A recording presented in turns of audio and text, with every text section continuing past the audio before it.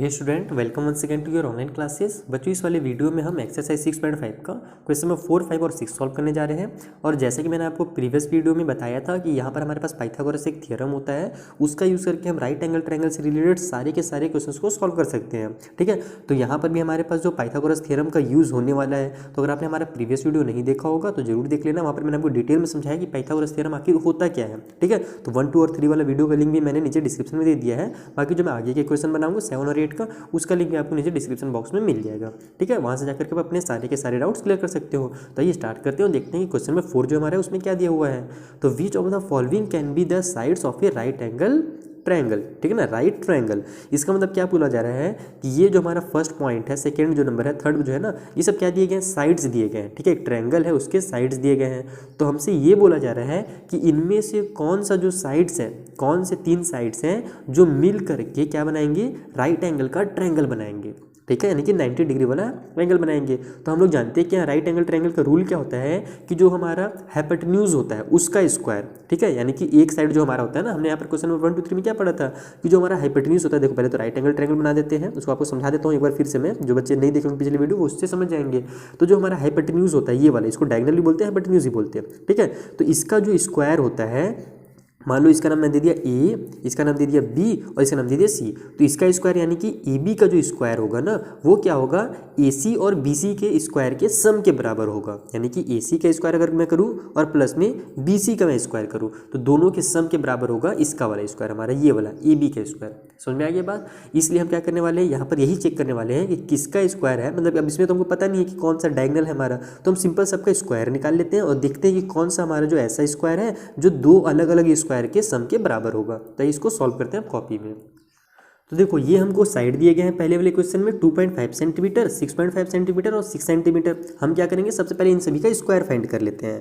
तो यहाँ पर हमारे पास 2.5 दिया हुआ है। ठीक है, तो 2.5 का स्क्वायर कितना होगा हमारे पास, तो हमारे पास मैंने आपको बताया ना कि 20 तक तो आप स्क्वायर याद कर ही लो, बहुत ज़्यादा काम आने वाला, आगे चलकर भी काम आएगा और अभी भी इस चैप्टर में, इस क्लास में भी, आपके क्लास 7 में भी काम आएगा। तो स्क्वायर अगर आपको अच्छे से याद हो जाएंगे ना तो बहुत ज़्यादा टाइम बचता है। जैसे देखो यहाँ पर 2.5 है, यानी कि इसको हम क्या मान सकते हैं, 25 मान सकते हैं। तो 25 का स्क्वायर कितना होता है आपको पता है, 625 होता है। ठीक है, इसका यूज़ आपको बार बार होगा तो आपको ये भी याद हो जाएगा, खुद ब खुद याद हो जाएगा। तो 25 के स्क्वायर होता है 625। अब हमारे पास क्या है, 2.5 है, यानी कि हमने क्या किया है, 2.5 मल्टीप्लाई 2.5 किया है। तो हमारे पास क्या करना पड़ेगा, 2 डिजिट से राइट साइड में हमको डेसिमल लगाना पड़ेगा। तो यहाँ पर 1 डिजिट और ये 2 डिजिट और यहाँ पर लगा दो डेसिमल। इसका मतलब 2.5 का जो स्क्वायर होगा वो होगा 6.25।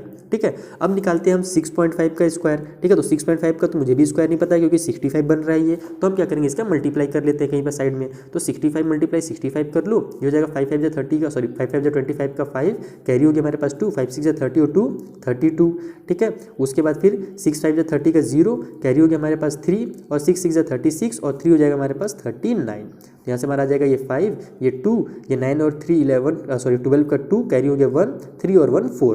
तो हमारे पास कितना आ गया, 4 2 लिख लेते हैं और ये भी सेंटीमीटर में रहेगा, ध्यान रखना ना। तो ये हो जाएगा हमारा 4225 सेंटीमीटर। अब क्या हमारे पास, तो यहाँ पर हमारे पास क्या था, यहाँ पर भी एक डेसिमल था और यहाँ पर भी डेसिमल था। तो बस इसी तरीके से यहाँ पर हमने 2 डिजिट के बाद डेसिमल लगाया, वैसे यहाँ पर भी 2 डिजिट्स के बाद राइट साइड से डेसिमल लगा देंगे। और लास्ट में हमारे पास 6 है, तो 6 का स्क्वायर तो आप सभी को पता होगा, 6 6 से कितना होता है, 36 होता है। तो हम यहाँ पर लिख लेंगे 36 सेंटीमीटर। अब देखो, अब आप दिमाग लगाओ कि क्या इनमें से कोई ऐसा 2 नंबर है जिसको हम प्लस करें तो थर्ड वाला नंबर आ जाए। तो साफ साफ हमें दिख रहा है कि 36 में अगर हम 6 प्लस करेंगे तो कितना आ जाएगा, 42 आ जाएगा। और फिर 2.5 तो दिया ही हुआ है, तो यहाँ पर भी 2.5 आ जाएगा। यानी कि हम अगर इन दोनों को ऐड करते हैं तो हमारा 42.25 आ जाएगा। तो इसको हम इस तरीके से लिख लेंगे कि 42.25 जो है ना वो इक्वल है हमारे 36 प्लस में 6.25 का। आप इसको इधर भी लिख सकते हो। ये हमारा रूल है कि जो हमारा हाइपोटेन्यूज का स्क्वायर होता है वो क्या होता है, बेस का स्क्वायर प्लस में हाइट के स्क्वायर के सम के बराबर होता है। तो बस ये हमारा क्या हो जाएगा, 42.25 किसका स्क्वायर है, तो 6.5 का है। तो यहाँ पर हम लिखेंगे 6.5 का स्क्वायर इज इक्वल टू हमारा 36 यानी कि 6 का स्क्वायर एंड प्लस में ये हमारा 2.5 का स्क्वायर, क्योंकि ये हमारा जो 6.25 वो कितने का स्क्वायर, तो 2.5 का है। तो बस इनका हमको मेन वाला जो वैल्यू है ना वो लिख देना है। तो ये हमारे यहाँ पर से क्या बन गया, पाइथागोरस थ्योरम जो हमारा रूल है वो बन गया। इसका मतलब कि जो साइड्स है ना ये हमारा क्या करेंगे, क्या बोलते हैं, इसमें हमने क्वेश्चन में क्या पूछा था कि which of the following can be the side of A right angle. तो इट विल, इसमें तुम लिख देना आंसर, क्या लिख लेना कि it will be the side of A right triangle. It will है ना, ये जो हमारे पास है ना, तो it will be the side of A right triangle, या फिर this will be sides of of right triangle. इस तरीके से आप कुछ भी स्टेटमेंट बना करके लास्ट में लिख देना अगर एग्जाम में आता है तो। ये हो गया फर्स्ट क्वेश्चन। आइए जो सेकंड क्वेश्चन है उसमें देखते हैं क्या दिया हुआ है साइड हमारे पास। देखो जो सेकंड क्वेश्चन है वहाँ पर हमें क्या दिया हुआ है 2 सेंटीमीटर, 2 सेंटीमीटर और 5 सेंटीमीटर। अब चलो इसमें चेक कर लेते हैं, तो सबका स्क्वायर निकाल लेते हैं। 2 का स्क्वायर कितना हो जाएगा, तो 2 2 जा 4 होता है यानी कि 4 सेंटीमीटर। ठीक है, ये वाले 2 का स्क्वायर कितना हो जाएगा, तो ये भी 2 2 जा 4 हो जाएगा यानी कि 4 सेंटीमीटर। और 5 का स्क्वायर कितना होता है, तो 5 5 जा 25 यानी कि 25 सेंटीमीटर। अब देखो यहाँ पर हम किसी को ऐड करेंगे तो थर्ड वाला आएगा क्या, मान लो 4 और 4 को ऐड किया तो 25 तो आने वाला है नहीं, 8 तो आने वाला है नहीं। ठीक है, या फिर हम लोग 25 और इसको ऐड करेंगे 4 तो 29 आ जाएगा, 4 तो आने वाला है नहीं, यानी किसी भी दो नंबर को हम ऐड करके थर्ड वाला नंबर नहीं ला सकते। तो सिंपल इसमें हम लिख देंगे कि जो हमारा 25 का स्क्वायर है या फिर 25 जो है वो इक्वल नहीं है 4 + 4 के, यानी कि हमारा जो 5 का स्क्वायर है ना बड़े वाले नंबर को लिखा जाता है क्योंकि डायगोनल अधिकतर बड़ा रहता है हमारा। तो ये 5 का स्क्वायर जो होगा वो इक्वल नहीं होगा 2 का स्क्वायर + 2 के स्क्वायर के। So it will not be the side of A right angle, यानी कि ये जो होगा हमारा साइड नहीं होगा राइट एंगल का। ये हो गया सेकंड क्वेश्चन सॉल्व। देखा कितना सिंपल, बस एक बार समझने की देरी है, उसके बाद तुरंत चुटकी हो जाती है, सॉल्व हो जाएगा। जो थर्ड क्वेश्चन है उसे भी सॉल्व करते हैं इसी तरीके से। देखो ये साइड जो है हमारे पास क्वेश्चन नंबर 3 में दिए गए हैं। चलो जल्दी से इसका भी हम स्क्वायर फाइंड कर लेते हैं। तो 1.5 सेंटीमीटर का स्क्वायर कितना होगा, तो ये सिंपल है एकदम। हमारे पास 15 दिया हुआ है तो 15 का स्क्वायर होता है 225। मैंने बोला ना 20 तक स्क्वायर कर लो, काम आसान हो जाएगा। तो 15 का स्क्वायर होता है 225, लेकिन यहाँ पर तो 1.5 है, यानी कि हमको क्या करना है 2 डिजिट के बाद डेसिमल लगाना है, क्योंकि हमने क्या किया 1.5 × 1.5 किया, तो उधर वाले 1.5 का डेसिमल, इधर वाले 1.5 का डेसिमल, तो 2 डिजिट के बाद हमारे पास डेसिमल लग जाएगा। तो राइट साइड से 2 डिजिट के बाद डेसिमल लगा लो, तो ये हो जाएगा हमारा 2.25 सेंटीमीटर। उसके बाद हम देखते हैं 2 सेंटीमीटर है, तो 2 सेंटीमीटर का स्क्वायर, सिंपल इसमें 2 का स्क्वायर लिखो, सेंटीमीटर लिखने की बार बार जरूरत नहीं है। तो 2 का स्क्वायर कितना हो जाएगा हमारे पास 4 हो जाएगा। इसको अब यहाँ पर आप सेंटीमीटर लिख सकते हो। उसी के तरीके से 2.5 है हमारे पास, तो 2.5 का स्क्वायर कितना होगा, तो अभी हमने निकाला था शुरू वाले में, बताया ना आपको 25 का स्क्वायर होता है 625। तो राइट साइड से बस 2 डिजिट के बाद डेसिमल लगा लो। अब इसमें देखते हैं कि हमारे पास कोई ऐसा नंबर है क्या जिनको हम ऐड करें तो थर्ड वाला आ जाए। तो साफ साफ दिख रहा है कि 4 और 2 को अगर हम ऐड करेंगे तो 4 और 2 कितना हो जाएगा 6 हो जाएगा, और 0.25 आ जाएगा। तो यहाँ पर देखो 6.25 दिया हुआ है हमारा थर्ड वाला। इसका मतलब कि इन दोनों को अगर हम ऐड करें तो थर्ड वाला हमारा आ जा रहा है। तो बस सिंपली इसको इस तरीके से हम लिख लेंगे कि हमारा 1.5 का स्क्वायर और प्लस कर देते हैं अगर हम 2 का स्क्वायर को, तो वो किसके बराबर है, तो वो 2.5 के स्क्वायर के बराबर है। ऐसे डायरेक्ट भी आप लिख सकते हो, बाकी आप चाहो तो इसका वैल्यू लिख करके, जैसे हमने क्वेश्चन नंबर 1 में आपको किया था ना डिटेल में, ऐसे भी लिख सकते हो। तो ऐसे लिखो तो भी सही है, और इस तरीके से डायरेक्ट लिख दो तो भी सही है, गलत आपका कहीं पर नहीं होगा। इसका मतलब क्या हुआ कि ये जो साइड्स हैं ये राइट एंगल ट्रायंगल बनाएंगे। तो दिस साइड्स विल बी, है ना, the sides of right angle triangle. खत्म हो गया हमारा क्वेश्चन नंबर 4। ये जो क्वेश्चन नंबर 5 है उसे सॉल्व करते हैं, उसे समझते हैं। देखो क्वेश्चन नंबर 5 में क्या है कि tree is broken at a height of 5 metre from the ground and its top touch the ground at a distance of 12 metre, तो from the base of the tree. ठीक है, तो find the original height of the tree. तो बताइए कि जो original height है ना ट्री का वो कितना है। तो देखो ये एकदम बड़ा ही मजेदार क्वेश्चन है, और इस टाइप से क्वेश्चन एग्जाम में आने के ज़्यादा चांसेस होते हैं और अधिकतर मार्क्स में आते हैं, यानी कि 5 मार्क्स में आ सकते हैं, है ना, हमारे पास 6 मार्क्स में इस तरीके से क्वेश्चन आते हैं। ठीक है, अधिक तो 5 मार्क्स का ही होता है, 5 मार्क्स तक ये क्वेश्चन आता है। तो देखो इसको कैसे सॉल्व करना है, इसको हम डायग्राम के थ्रू आपको पहले तो समझाएंगे कि हमसे क्वेश्चन में कहा क्या जा रहा है और किस तरीके से इसको सॉल्व किया जाएगा। यहाँ पर देखो पहले तो आपको मैं थोड़ा सा हिंदी से समझा देता हूँ कि ट्री जो है एक, है ना, पेड़ हमारे पास, वो 5 मीटर की ऊंचाई से क्या हुआ टूट गया, यानी कि बहुत ऊंचा था, मान लो 10 सेंटीमीटर था या 20 सेंटीमीटर था, तो 5 मीटर का जो ऊंचाई है ना उसका, मान लो ये ट्री का हमारा पेड़ का क्या है, एक हमारा ट्रंक है। ठीक है, तो यहाँ से वो टूट करके गिर गया। ठीक है, अब क्या बोल रहा है कि उसका जो टॉप है, ट्री का जो टॉप है गिरा हुआ, वो क्या कर रहा है, ग्राउंड को टच कर रहा है। और कितनी दूरी पर टच कर रहा है, तो ट्री का जो ओरिजिनल पार्ट है ना, जहाँ पर उसका जड़ था, वहाँ से लेकर के वो ग्राउंड के बीच की दूरी जो बन गई वो कितना बन गई, तो 12 मीटर बन गई। तो बताइए कि जो ट्री का जो हाइट है ना टोटल वो कितना है। तो देखो इसको मैं डायग्राम बनाता हूँ तब आपको और अच्छे समझ में आ गई है। तो क्या हुआ कि एक हमारे पास ज़मीन पहले बना लेते हैं हम, ट्री जो होगा ज़मीन पे ही होगा। ठीक है, ये ज़मीन है हमारे पास। क्या हुआ इसमें कि एक ट्री थी इधर, ठीक है, ये ट्री हम आधा बना लेते हैं, और वो क्या हुई और ऊंची थी। ठीक है, ये जो ट्री थी वो और ऊंची थी, लेकिन क्या हुआ कि हवा हुआ चला जो भी हुआ, और ट्री जो है वो टूट करके गिर गई। कहाँ से गिर गई, इस तरीके से ऐसे इसमें ज़मीन पर गिर जाती है, ग्राउंड पर वो गिर जाती है टूट करके आधी। ठीक है, और कहाँ से गिरती है, तो ये जो हमारी हाइट थी ना 5 मीटर की हाइट से वो टूट करके गिर जाती है। ठीक है, और जो इसका सर था, ये मान लो यहाँ पर 5 पेड़ वो बना देता हूँ मैं, पत्ता वगैरह बना देता हूँ थोड़ा सा, ताकि आपको समझ में आए कि ये ट्री है। ठीक है, तो ये जो अब इस तरीके से अब ये गिरती है ना, तो उसका जो सर है, ये जो टॉप है, ठीक है, ट्री का, वो उसके बेस से कितना दूरी पर गिरता है, तो 12 मीटर की दूरी पर गिरता है। ठीक है, यानी कि यहाँ से लेकर के इस वाले पॉइंट से लेकर के इस वाले गिरने वाले पॉइंट तक, यहाँ से यहाँ तक की जो दूरी है, डिस्टेंस है, वो कितनी है, 12 मीटर है। तो अब हमसे क्या बोला जा रहा है कि बताइए जो ट्री की ओरिजिनल हाइट थी, अगर ट्री को हम सीधा खड़ा कर दें तो बताइए कि उसकी जो ओरिजिनल हाइट थी वो कितनी थी। अब इसका मान लो ओरिजिनल हाइट हमको पता करना है, तो कैसे कैसे पता करेंगे हम? सबसे पहले तो यहाँ से यहाँ तक की जो डिस्टेंस है वो निकालेंगे ना। जब हमको ये डिस्टेंस पता हो जाएगा, टूटा हुआ जो डिस्टेंस है और ये डिस्टेंस, इन दोनों को अगर हम ऐड कर देंगे तो हमको क्या पता चल जाएगा? इसका ओरिजिनल हाइट पता चल जाएगा। अब यहाँ से हम इसका डिस्टेंस कैसे पता करें? तो देखो ये हमारा जब इस तरीके से गिरा तो यहाँ पर क्या बन गया? एक राइट एंगल का ट्रायंगल बन गया। बना कि नहीं बना? सिंपल दिख रहा है ना आपको, राइट एंगल का ट्रायंगल बना सीधा सीधा।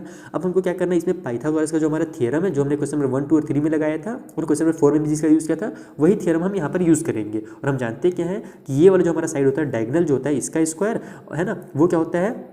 इन दोनों की स्क्वायर के सम के बराबर होता है। तो बस सिंपल भाषा में अब हम इसमें से कुछ कुछ चीज़ों को ले लेते हैं। मान लो इसका नाम दे दिया हमने ए, ठीक है, इसका नाम दे दिया हमने बी और इसका नाम दे दिया सी। तो हमारा क्या हो जाएगा? जो ए सी है तो यहाँ पर हो जाएगा ए सी का स्क्वायर इज इक्वल टू, यहाँ पर आप लिख भी लेना अप्लाइंग पाइथागोरस थ्योरम, या फिर चलो मैं लिख ही देता हूँ अप्लाइंग, ठीक है, अप्लाइंग पाइथागोरस थ्योरम, ठीक है, पाइथागोरस थ्योरम।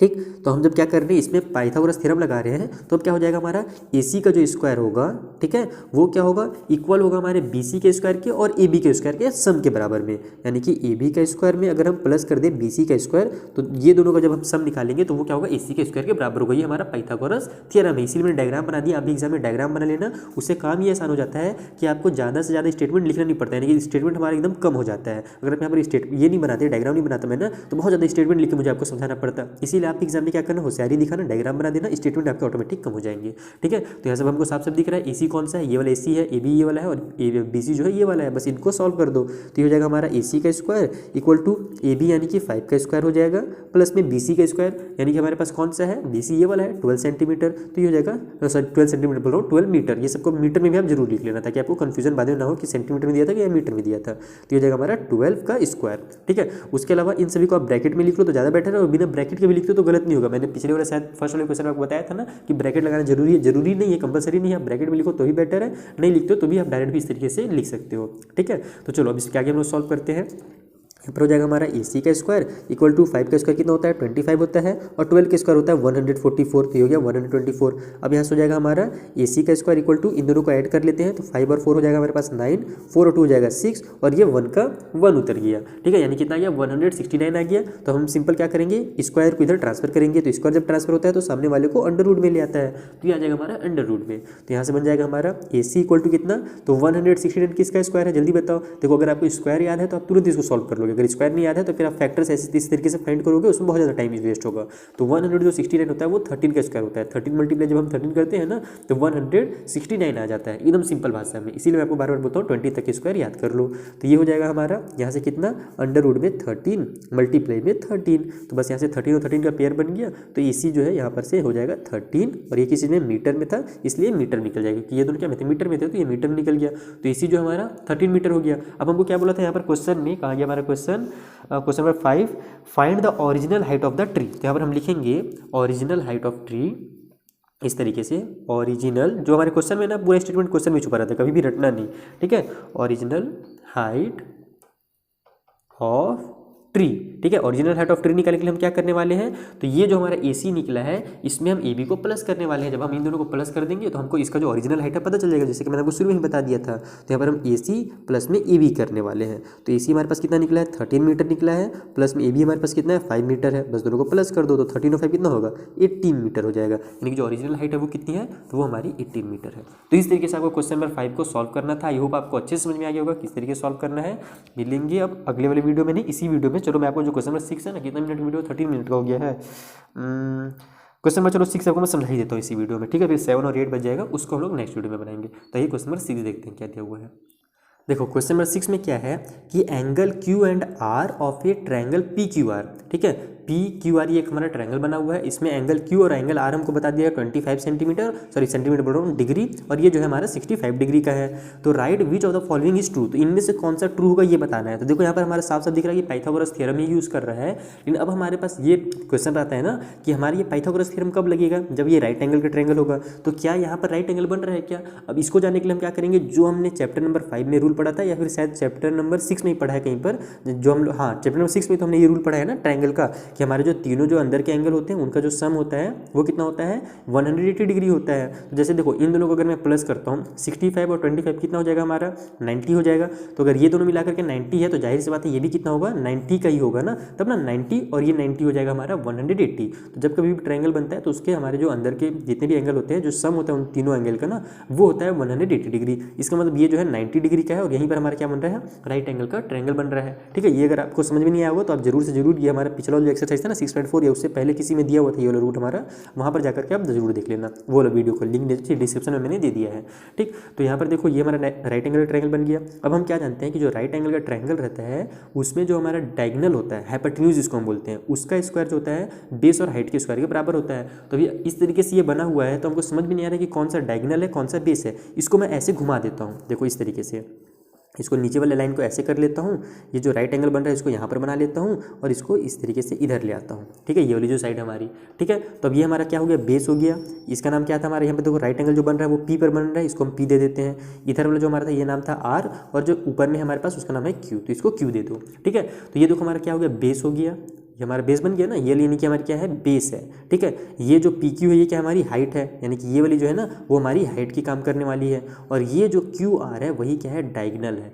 कभी भी जो हमारा डायगोनल होता है ना हाइपोटेन्यूज होता है ना वो हमारे 90 डिग्री के एंगल के राइट एंगल के अपोजिट साइड में होता है। ये हम हमेशा ध्यान रखना, ये चीज़ ना हमारा आगे चलकर बहुत काम आने वाला है। तो यहाँ पर इसको थोड़ा सा समझ लो कि जब कभी हमारा इस तरीके से टेढ़ा मेढ़ा करके तैयार है तो आपको कन्फ्यूज नहीं होना है। वो जो हमारा डायगोनल होता है वो राइट एंगल के अपोजिट साइड में ही बनता है। राइट एंगल इधर बना तो डायगोनल उसके सामने होगा, अपोजिट में होगा। समझ आ गया बात ना, यानी कि ये हमारा डायगोनल है। तो हमारा रूल क्या है कि हम लोग जानते हैं कि जो डायगोनल का स्क्वायर होता है यानी कि क्यू आर का जो स्क्वायर होगा वो क्या होगा इन दोनों के स्क्वायर के सम के बराबर होगा, यानी कि पी आर का स्क्वायर पी आर का स्क्वायर और प्लस में पी क्यू का स्क्वायर। ये हमारा ओरिजिनल वाला यहाँ पर काम करने वाला है, क्या बोलते हैं पाइथागोरस थ्योरम। तो अब देखते हैं कि इस टाइप से कौन सा दिया हुआ है। तो देखो इसमें तो हम लोग को डायगोनल वाला इधर घुमा करके दिया है तो कोई दिक्कत नहीं है, हम इसमें से चेक कर लेते हैं। देखो क्यू आर कौन सा दिया हुआ है, ये वाला में दिया है ना क्यू आर का square is equal to P R का स्क्वायर और पी क्यू का स्क्वायर। तो इसको घुमा करके लिखा हुआ है तो कोई दिक्कत नहीं है। आप कान को इधर से पकड़ो या उधर से पकड़ो, बात एक ही है। इक्वल की साइड भी लिख सकते हो आप या इस साइड भी लिख सकते हो, दोनों में आंसर में आपका गलती कुछ नहीं होगा, आंसर यानी कि सेम ही रहेगा। यानी कि हमारा जो सेकंड वाला लिखा है ना वो बिल्कुल सही दिया, ये वाला जो है हमारा ये ट्रू है, बाकी जो दो है ना वो गलत दिए गए हैं। तो बस सिंपल ये हो गया हमारा आंसर इसका। देखा कितना सिंपल था, छोटा सा कॉन्सेप्ट आपका क्लियर करना है, उसके बाद आपका खुद आपसे जितने भी क्वेश्चन है ना बन जाएंगे। तो इसी तरीके से हम क्वेश्चन नंबर 7 और 8 को भी समझेंगे नेक्स्ट वीडियो में, क्योंकि वीडियो थोड़ा ज़्यादा लेंथी हो जा रहा है और अपलोड करने में फिर दिक्कत होगा। ठीक है, तो नेक्स्ट वीडियो में मिलेंगे, तब तक के लिए थैंक यू फॉर वॉचिंग। और उस वीडियो का भी लिंक आपको डिस्क्रिप्शन मिल जाएगा। बाकी आपके सामने भी एक विंडो ओपन हो ही गया होगा खुद ब खुद, उस विंडो में भी आप लेफ्ट में क्लिक करोगे तो नेक्स्ट वीडियो में पहुँच जाओगे। Thank you once again.